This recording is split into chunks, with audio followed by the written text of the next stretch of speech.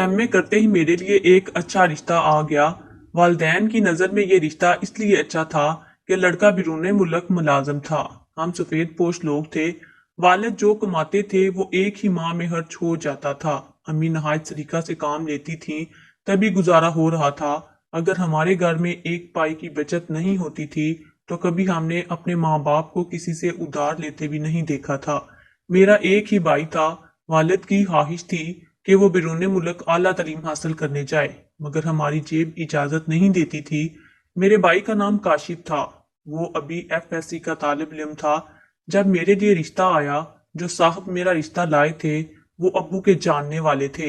इन्होंने एक तस्वीर दिखाकर कहा, ये लड़का लंदन में बहुत अच्छा कमा रहा है, वहां इसका जाती मकान भी है, दौलतमंद है, आपकी बेटी को खुश रखेगा, आप लोगों के नसीब बदल जाएंगे। जो साहब रिश्ता लाए थे इन्होंने बताया कि लड़के के माँ बाप इंतकाल कर चुके हैं और इसके कोई बहन भाई भी नहीं है। वो मेरे रिश्तेदारों का लड़का है, इसीलिए मैं इसकी शादी करवा रहा हूँ। अबू सफेद पोशी से तंग थे। इन्होंने ना लड़का देखा और ना ही इसका खानदान, बस तस्वीर देखी और हाँ कर दी। मेरा रिश्ता इन्होंने इस वजह से भी कबूल कर लिया कि लड़का लंदन में रहता है, बेटी वहां जाने के बाद अपने भाई को भी बुलवा लेगी, इस तरह हमारे भी दिन फिर जाएंगे। अबू को बताया गया कि फोन पर निकाह करना मजबूरी है, लड़का बाद में आएगा, कुछ कानूनी तकाजे पूरे होंगे, तभी आपकी बेटी अपने दूल्हे के साथ लंदन जा सकेगी। वालिद सीधे साधे आदमी थे, जो वो नाम निहाद दोस्त कहता गया करते गए। इस तरह फोन पर मेरा निकाह साजिद से हो गया और रुखसती 6 माह बाद इसके आने पर ठहरी। 6 माह पलक झपकते गुजर गए। साजिद पाकिस्तान आ गए। मेरी रुखसती की तारीख तय कर दी गई। जिस रोज शादी थी लड़कियां गीत गा रही थीं, लेकिन मेरे जज्बात का किसी को कोई इल्म नहीं था। मेरे दिल पर क्या गुजर रही थी, मैं इस शादी से खुश नहीं थी। मैं पाकिस्तान छोड़कर किसी गैर मुल्क जाना नहीं चाहती थी। फिर जिसके साथ जिंदगी भर का बंधन बांधा जा रहा था, इसको एक नजर देखा तक नहीं था। मेरे वालदैन तक ने लड़के की झलक ना देखी थी। तस्वीर देखकर ही मुतमिन हो गए कि लड़का खूबसूरत ना सही, कबूले शक्ल है। तो तरीके कैसे हैं, इसके बारे में किसी को कुछ इल्म नहीं था। जब बारात आने का शोर हुआ तो मेरा दिल धड़कना भूल गया। सहेलियां दूल्हे की एक झलक देखने बाहर भागी ताकि मुझे आकर बता सकें कि वो कैसा है, लेकिन जब वापस आई तो बिल्कुल चुप थीं, जैसे मालूम नहीं क्या देखकर आ गई हूँ। इतने में पुप्पो अंदर आई और कहने लगी, हाय हाय, लड़का वो नहीं जिसकी तस्वीर देखी थी, ये तो कोई और ही है। मेरे भाई ने क्या गजब डा दिया, लड़के को देखे बगैर रिश्ता तय कर दिया। सिर्फ अमीर आदमी देखकर नाजुक सी गुड़िया को ऐसे बद शक्ल के पल्ले बांध दिया। मैं पहले ही इस शादी से नाखुश थी। ये बात सुनकर मेरा सर चकरा गया। दिल चाह रहा था कि अपनी शादी का दुपट्टा और जेवर उतार के फेंकूं और यहाँ से कहीं दूर भाग जाऊं, लेकिन मैं ये सब सिर्फ सोच ही सकती थी, कर नहीं सकती थी। इसलिए खट्टी खूटी बैठी रही। अम्मी ने बड़े अरमानों से सजाकर मुझे दुल्हन का रूप दिया। निकाह तो पहले ही हो चुका था, वरना शायद अम्मा मुझे दुल्हन ना बनाती, रुखसती ना होने देती। बस बेचारी चुपके चुपके आंसू ही बहाती रह गईं। जब मैं रुखसत होकर घर आई और दूल्हा साहब कमरे में आए तो मुझे इन्हें देखकर चक्कर सा आ गया और मैं सचमुच बेहोश हो गई। वो एक मोटा और बद्दा सा आदमी था, जिसका डोल जैसा पेट था और जिसके सर पर बाल भी नहीं थे। मेरा दिल घुट कर रह गया। मैंने जो तवक्को की थी वो तो इससे भी ज्यादा बुरा था। अम्मा ने हमेशा सबकी तलकीन की थी और सबक करना ही सिखाया था। वैसे भी मैं एहतजाज किससे कर सकती थी, यहाँ पे कोई भी अपना ना था। अपने तो सारे पीछे रह गए थे। तकदीर के बारे में सुनती और पढ़ती रहती थी कि नहीं बदल सकती। समझ लिया कि यही मेरी तकदीर है और इसे हर सूरत कबूल करना पड़ेगा। पाकिस्तान में जब तक क्याम रहा साजिद फरिश्ता सीरत रहे। मेरी दिलजोई करते, मोहब्बत जितलाते, यहाँ तक के पलंग से नीचे पाँव रखती तो मेरे पाँव में जूती पहना देते। मैं शर्मिंदा सी हो जाती, सोचती सूरत बुरी है तो क्या हुआ, दिल तो बहुत अच्छा है। वो दिन भी आ गया जब हमें लंदन की जानब प्रवास करना था। वहां पहुंचकर पता चला कि साजिद साहिबजादा पढ़े लिखे नहीं हैं और गोश्त की एक दुकान पर काम करते हैं। खैर, यहाँ तो किसी काम में आड़ नहीं समझी जाती, इसीलिए लंदन में इस बात से कोई फर्क नहीं पड़ता था ये भी किस्मत समझकर समझौता कर दिया। मकान हरगिज जाती ना था, किराए का छोटा सा 2 कमरों का फ्लैट था, जबकि मेरा घर अपना वतन में बहुत बड़ा और खुला था। मुझे इतने घुटन में रहने की आदत नहीं थी और ऊपर से यहाँ पर बहुत सर्दी थी। कोई काम ना होता तो लिहाफ से निकलने को दिल ही नहीं चाहता था।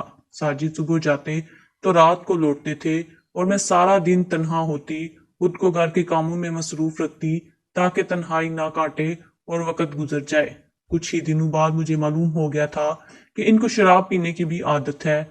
जब भी अपने दोस्तों के पास से होकर आते तो अजीब सी गंदी बदबू आती। मेरे पूछने पर साफ मुकर जाते, फिर आहिस्ता आहिस्ता रोज ही पीकर आने लगे।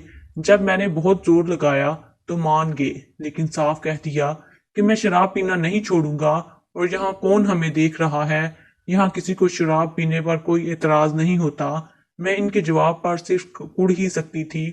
समझ नहीं आती थी कि क्या करूं, किसे बताऊं और कहाँ जाऊं। मुझे बताने के बाद वो और भी शेर हो गए और हर रोज काम से आकर घर पर ही पीने लगे। जब मैंने सख्ती से कहा कि घर पर ये काम नहीं हो सकता, मैंने इस छोटे से घर में नमाज भी पढ़नी होती है, एक दिन शराब के नशे में मेरे बाल पकड़ लिए और मुझ पर थप्पड़ों की बारिश कर दी। फिर धक्का देकर नीचे गिराया और खुद कमरे में जाकर सो गए। मैं वही सदमे और खौफ की हालत में पड़ी सिसकती रही। सुबह हुई तो मुझसे बहुत माफिया मांगने लगे कि मैं होश में नहीं था, मुझे माफ कर दो। मेरे पास खामोश रहने और माफ करने के सिवा कोई चारा ना था। मैं वापस ना जा सकती थी। माँ बाप गरीब थे और तलाक याफ्ता बेटी को कबूल करना इनके लिए मुश्किल और बोझ जैसा था। दिल तो पहले ही मर चुका था। बस चुप साथ दी, अपना दुख सिर्फ अल्लाह को बताती और नमाज में इसी के सामने रोती थी। इस बात को 2 हफ्ते गुजर गए थे तो एक दिन साजिद ने कहा कि आज एक दोस्त के यहाँ दावत में जाना है और तुम्हें भी मेरे साथ ही जाना है। मुझे लंदन आए हुए 3 महीने हो चुके थे। मैं जब यहाँ से आई थी कहीं भी नहीं गई थी। सोचा चलो इसी बहाने कुछ लोगों से मिल लूंगी, बाहर की दुनिया देखूंगी तो शायद मेरा दिल बहल जाए। मैंने खामोशी से अपने जहेज का एक सूट निकाला और तैयार हो गई। आईने में खुद को देखकर आंसू निकल आए कि मैं क्या थी और मेरा नसीब कैसा निकला। खैर, जब हम वहां पहुंचे तो दावत का समा था। काफी सारे हम वतन आए हुए थे। अपने मुल्क के लोगों को देखकर दिल खुश हो गया। मुझे ऐसे लगा जैसे मुर्दा तन में एकदम जान पड़ गई हो। मैं फौरन खवातीन की जानब बढ़ गई, इधर उधर निगाहें दौड़ाई। अजनबी चेहरे थे जिनसे कभी भी नहीं मिली थी। अचानक एक बुजुर्ग खतून अपने नशिस्त से उठकर मेरी जानिब आई और बोली, क्या तुम फातिमा हो? जी हाँ। मुझको नहीं पहचाना? मैं अली की अम्मी हूँ, वो सामने बैठा है, इसी ने तुम्हारे पास भेजा है। जिस सिमत खातून ने इशारा किया मैंने वहां नजर दौड़ाई तो मेरी आंखें फटी की फटी हो गईं। सामने मेरा सबसे ज्यादा और मनचाहा क्लास फेलो बैठा था। अली और मैंने साथ ही एमए किया था। इसे देखकर मेरी आंखें खुशी से जगमगाने लगी। इंसान को परदेश में कोई अपना जाना पहचाना चेहरा नजर आ जाए तो कैसा महसूस होता है, ये वही जान सकते हैं जो परदेश में अपनों के बगैर रहते हैं। मुझे भी अली की जानी पहचानी शक्ल देखकर ऐसा ही महसूस हुआ। जब मैंने इसकी तरफ देखा तो वो मुझे देखकर मुस्कुरा दिया। मुझे सब याद आ गया जब मैंने एमए के फाइनल के आखिरी दिनों में इसकी आंखों में अपने लिए पसंदीदगी देखी थी। और जब हम आखिरी रोज अलविदा हो रहे थे तो इसने मुझसे पूछा था कि क्या मैं अपने वालिदैन को तुम्हारे घर रिश्ते के लिए भेज सकता हूँ। मुझे याद है मैंने आंखें झुका ली थीं। तब इसने कहा, अच्छा मुझे अपने घर का पता लिखवा दो। मैंने खामोशी से पता लिखवा दिया। एमए का रिजल्ट नहीं आया था कि अली की वालदा हमारे घर रिश्ते के लिए आ गई। वालिद साहब ने इस रिश्ते को रद्द कर दिया कि वो हमारे हम जुबान ना थे, हमारी बरादरी और हमारी जात के ना थे। कहने लगे वो भी हमारी तरह सफेद पोश हैं, मेरी बेटी को क्या दे सकेंगे। रिश्ता रद्द होने पर अली काफी रंजीदा हुआ था। इसके बाद हमारा कोई राबता ना रहा। मुझे नहीं मालूम ये लोग कब लंदन आकर आबाद हुए थे। यहाँ अचानक मुलाकात होने पर मैं हैरान बैठी थी कि अली अपनी जगह से उठकर मेरे पास आ गया और यूनिवर्सिटी की किस्तें दोहराने लगा। मैं इसके साथ माजी के दिनों में सफर करने लगी। मुझे इससे मिलकर ऐसी खुशी हो रही थी जैसे हजार रसीदा पौधों को पानी मिल जाए। अब ये महफिल मेरे लिए अजनबी और सुनी ना रही थी। मैं इसकी वादा से गुल मिलकर बातें कर रही थी। अली ने बताया कि वो पीएचडी कर रहा है और मैंने बताया मैं अपने शोहर के साथ हूँ। बातों बातों में आंटी ने बताया कि अभी तक अली ने शादी नहीं की, اسے کوئی لڑکی ہی پسند نہیں آتی، میں نے تو اس کو بہت سی لڑکیاں دکھائی ہیں۔ بیٹا تم اس کو سمجھانا کہ اب اپنا گھر بسا لے۔ اپنے گھر کا پتہ اور فون نمبر دیا اور انہوں نے اصرار کیا کہ بیٹی کسی روز ہمارے گھر ضرور آنا۔ تبھی ساجد ادھر آ گئے، مگر میرے واقف کاروں سے بات نہ کی، علی اور ان کی والدہ کو نظر انداز کر دیا اور بے حد بدتمیزی سے پیش آئے۔ میری بھی ہمت نہ پڑی کہ زبردستی تعارف کرواتی۔ کھانے کے بعد ہم ٹیکسی میں گھر پہنچے۔ آتے ہی پوچھنے لگے کہ کون لوگ تھے وہ لوگ جن کے ساتھ تم ہنس کر باتیں کر رہی تھی، بہت خوش نظر آ رہی تھی، کہیں وہ مرد تمہارے بچپن کا یار تو نہیں تھا؟ ان کی بات سن کر مجھے بہت غصہ آیا۔ میں نے غصے میں ہی جواب دیا، بچپن کے یار نہیں ہوتے ساجد صاحب، وہ یونیورسٹی میں میرا کلاس فیلو تھا، جہاں پی ایچ ڈی کر رہے ہیں اور اپنی والدہ اور والد کے ساتھ رہتے ہیں۔ بہرحال ساجد نے مجھے بے حد سنائی اور بولے، خبردار جو آئندہ ان لوگوں سے کوئی رابطہ رکھا میں تمہیں جان سے مار دوں گا۔ وہ اس قدر غصے میں تھے کہ لگتا تھا کہ اگر ایک لفظ بھی میں نے زبان سے نکالا تو مجھے پھر سے مارنا شروع کر دیں گے۔ میں نے اپنی لفظ سے دی، بس اس قدر ہی کہہ سکی کہ اتفاقاً مل گئے تھے، مجھے خبر نہ تھی کہ یہاں رہتے ہیں۔ دوسرے ہی روز آنٹی نے فون کیا تو میں نے ان کو ساجد کے بارے میں بتایا کہ وہ میرا آپ سے ملنا نہیں پسند کرتے، آئندہ مجھ سے رابطہ نہ کرنا، رابطہ کرنے میں بلکہ احتیاط کیجیے گا۔ علی سے تو میں نے فون پر بھی بات نہ کی۔ ساجد نے ذہن میں کوئی خلش پال لی تھی، جلدی گھر آ گئے اور پوچھا کسی کا فون تو نہیں آیا تھا؟ میں جھوٹ نہیں بول سکتی تھی، میں نے کہا ہاں خالہ جان کا فون آیا تھا۔ کون خالہ جان؟ میں نے بتا دیا، وہی جو اس روز دعوت میں ملی تھی۔ تمہارے اس بدماش کلاس فیلو کی ماں کو کیا ضرورت پڑ گئی تھی تمہیں فون کرنے کی؟ اب اس سوال کا میرے پاس کیا جواب ہو سکتا تھا؟ میں رونے لگی تو ان کا غیظ و غضب اور بڑھ گیا۔ بولے کون مار گیا ہے جو رو رہی ہو؟ میرے ساتھ خوش نہیں ہو تو دفع ہو جاؤ میرے گھر سے، لیکن میرے گھر میں رہ کر کسی اور سے عشق لڑاؤ یہ میں برداشت نہیں کر سکتا۔ مجھے لگا ساجد کوئی ذہنی مریض لاحق ہے۔ بولنا شروع کیا تو بس بولتے ہی چلے گئے۔ میں نے بھی تنگ آ کر جواب دیا کہ ساجد صاحب میں آپ سے تو بہتر ہی ہوں اور مجھے خدا کا خوف بھی ہے، آپ مجھ پر بلا وجہ ہی شک کر رہے ہیں۔ یہ سن کر وہ آگ بگولا ہو گئے اور مجھ پر چڑھ دوڑے۔ انہوں نے مجھ پر مکوں اور تھپڑوں کی بارش کر دی اور ساتھ ساتھ چیختے جا رہے تھے کہ اب تم اپنے یار کے ساتھ بھاگنا چاہتی ہو، میں سب جانتا ہوں۔ میں بھی زور زور سے رو رہی تھی اور اپنے آپ کو بچانے کی کوشش کر رہی تھی۔ میں نے بھی چیختے ہوئے کہا کہ ہاں ساجد، میں اب تمہارے جیسے ظالم شرابی کے ساتھ رہنا نہیں چاہتی، تم مجھے پاکستان بھجوا دو۔ وہ بولے میں کیوں بھیجوں؟ اپنے یار سے کہو وہ بھجوا دے گا تم کو پاکستان، اٹھاؤ اپنا سوٹ کیس اور چلی جاؤ۔ یہ کہہ کر دروازہ کھولا اور پلٹے، کہنے لگے جب تک میں واپس آؤں تم اپنی شکل لے کر جہاں سے نکل چکی ہو، ورنہ میں تمہارا وہ حال کروں گا کہ تمہارے ماں باپ بھی تمہاری شکل نہیں پہچان سکیں گے۔ ذلت اور دکھ کی وجہ سے میرا دل خون کے آنسو رو رہا تھا، تکلیف کی وجہ سے میرا سر درد سے پھٹا جا رہا تھا۔ میں نے اپنا پریس اٹھایا اور گھر سے باہر نکل آئی۔ اب میں سڑک پر چلتی جا رہی تھی اور سوچتی جا رہی تھی کہ کہاں جاؤں اور کس کو بلاؤں۔ اچانک مجھے خیال آیا کہ میرے پاس آنٹی کا فون نمبر ہے، میرے پاس اتنے سکے موجود تھے کہ میں آنٹی کو فون کر سکتی تھی۔ میں نے آنٹی کو فون ملایا تو انہوں نے ہی ریسیور اٹھایا، ان کو ساری صورتحال بتا کر کہا کہ آنٹی اب میں کیا کروں، یہاں تو میرا کوئی واقف کار بھی نہیں ہے۔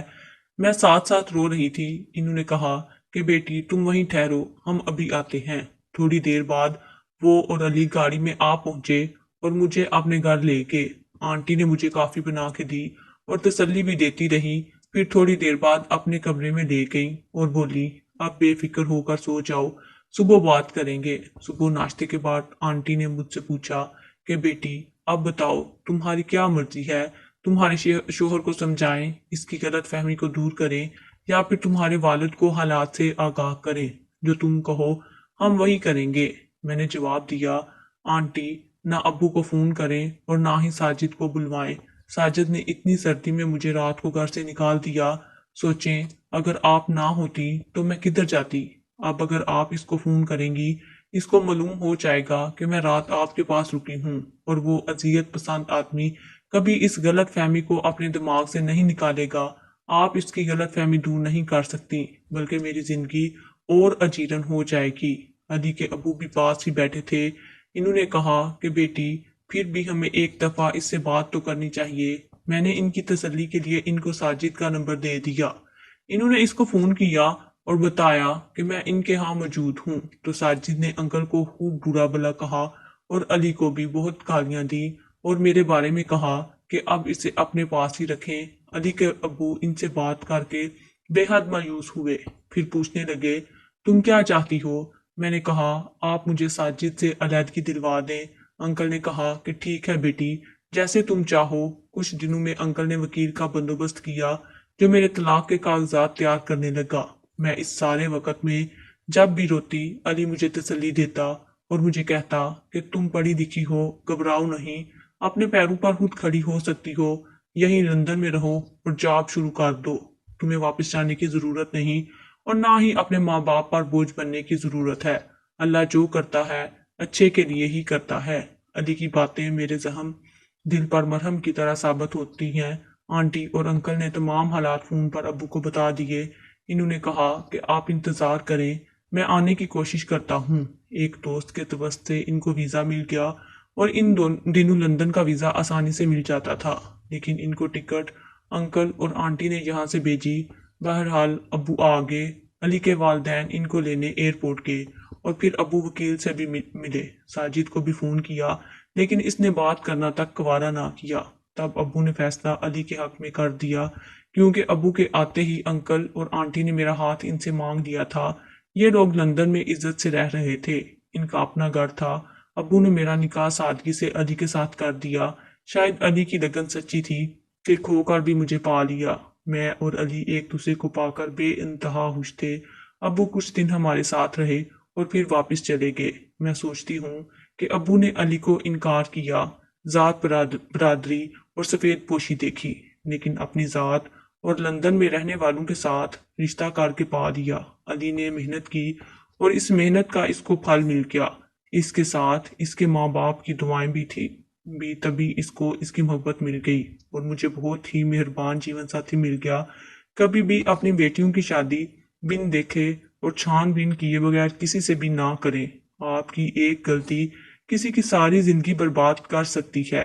میں خوش نصیب ہوں جو میری زندگی برباد نہیں ہوئی، لیکن پہلی شادی نے جو مجھے دھوکہ دیا، اس کے زخم کے نشان شاید ساری زندگی نہ مٹیں۔